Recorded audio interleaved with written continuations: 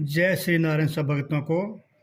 आज हम बात करते हैं अस्सु महीने के यानी आश्विन महीने के कृष्ण पक्ष की इंदिरा एकादशी व्रत कथा के बारे में, जिस कथा को सुनने से पढ़ने से अनेक पापों से छुटकारा मिलता है।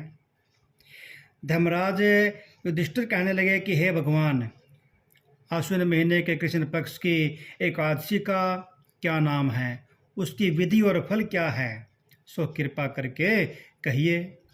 श्री कृष्ण भगवान जी कहने लगे कि इस एकादशी का नाम इंदिरा एकादशी है। यह एकादशी पापों को नष्ट करने वाली तथा पितरों को अधोगति से मुक्ति देने वाली है। हे राजन, ध्यानपूर्वक इसकी कथा सुनो। इसके सुनने मात्र से वाजपेय यज्ञ का फल प्राप्त हो जाता है। प्राचीन काल में सतयुग के समय में हविष्मती नाम की एक नगरी में इंद्रसेन नाम का राजा, एक प्रतापी राजा, धर्मपूर्वक अपनी प्रजा का पालन करते हुए शासन करता था।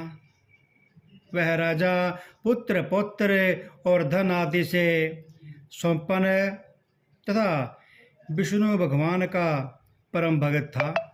एक दिन जब राजा सुखपूर्वक अपनी सभा में बैठा हुआ था तो आकाश मार्ग से महर्षि नारद जी उतरकर उसकी सभा में आए और राजा उनको देखते ही हाथ जोड़कर खड़ा हो गया और विधि पूर्वक आसन व अर्घ दिया।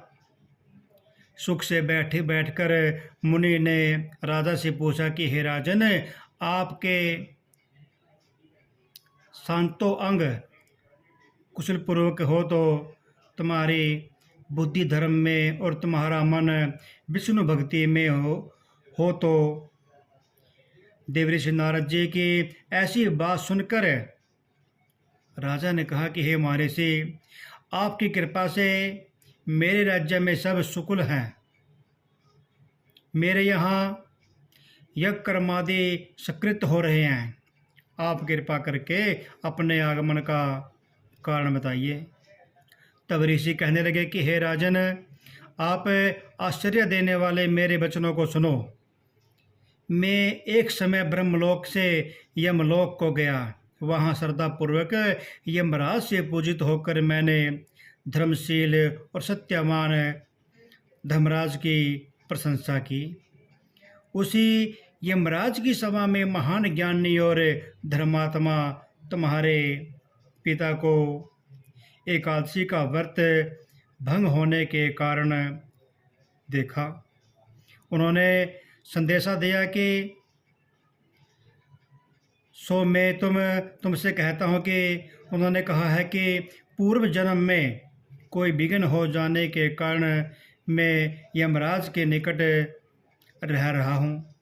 सो हे पुत्र, यदि तुम आश्विन महीने के कृष्ण पक्ष की इंदिरा एकादशी का व्रत मेरे निमित्त करो तो मुझको स्वर्ग की प्राप्ति हो सकती है। तब राजा कहने लगे कि हे महर्षि, आप इस व्रत की विधि मुझसे कहिए। नारद जी कहने लगे कि हे राजन, आश्विन महीने के कृष्ण पक्ष की दशमी के दिन प्रातःकाल श्रद्धापूर्वक स्नान आदि से निवृत्त होकर पुनः दोपहर को भी नदी आदि में जाकर स्नान करें। फिर श्रद्धापूर्वक पितरों का श्राद्ध करें और एक बार भोजन करें तथा भूमि में शयन करें। प्रातःकाल होने पर एकादशी के दिन दातुन आदि करके स्नान करें। फिर व्रत के नियमों को भक्तिपूर्वक ग्रहण करता हुआ प्रतिज्ञा करे कि मैं आज संपूर्ण भोगों को त्याग कर निराहार एकादशी का व्रत करूँगा। हे अच्युत, हे पुंडरीकाक्ष, मैं आपकी शरण हूँ, आप मेरी रक्षा कीजिए। इस प्रकार नियम पूर्वक शालिग्राम की मूर्ति के आगे विधि पूर्वक श्राद्ध करके योग्य ब्राह्मणों को फलाहार का भोजन कराएं और दक्षिणा देवें।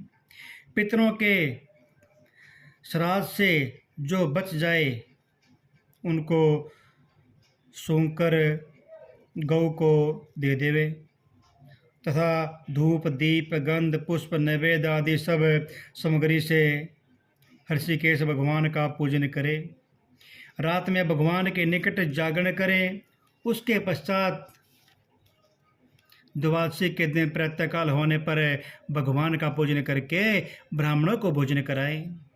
भाई बंधुओं स्त्री और पुत्र सहित आप भी मौन होकर भोजन करें। नारद जी कहने लगे कि हे राजन, इस विधि से यदि तुम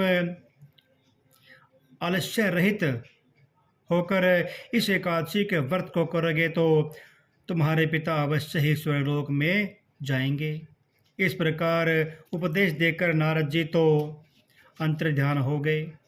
नारद जी के कथानुसार राजा द्वारा अपने बांधवों तथा दासों सहित व्रत करने से आकाश से पुष्प वर्षा हुई और उस राजा का पिता गरुड़ पर चढ़कर विष्णुलोक को गया।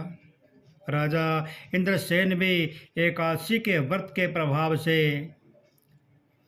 निष्कंटक राज्य करके अंत समय में अपने पुत्र को सिंहासन पर बैठाकर स्वर्गलोक को चला गया।